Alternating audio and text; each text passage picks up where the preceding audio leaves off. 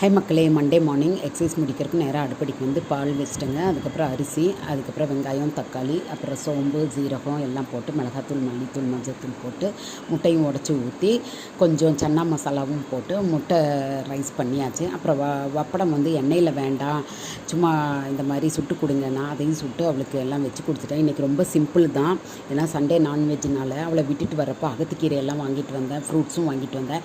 அகத்திக்கீரை இந்த மாதிரிலாம் வாங்கினதுனால பழமுதிரில் வந்து கருவேப்பிலையும் கொத்தமல்லி தலையும் ஃப்ரீயாக கொடுத்துட்ருந்தாங்க எல்லாத்துக்கும். அப்புறம் வந்து லஞ்சுக்கு வந்து நான் வந்து கீ ரோஸ்ட்டு பண்ணிட்டேன் ப்ரெட்டை, அது அப்புறம் பீனட் பட்டரெல்லாம் போட்டு சாப்பிட்டேன். அப்புறம் முட்டையில் வந்து பூண்டு மிளகாத்தூள் அரைச்ச மசாலாவையும் கொஞ்சம் அப்ளை பண்ணி சாப்பிட்டேன். இந்த லாஸ்ட்டில் ஒரு ப்ரெட்டு வரும் பார்த்திங்களா கட்டியாக, அதுக்கு நானும் பொண்ணுமே சண்டை போட்டு சாப்பிடுவோம். இன்றைக்கி வந்து எனக்கு கிடச்சிச்சு.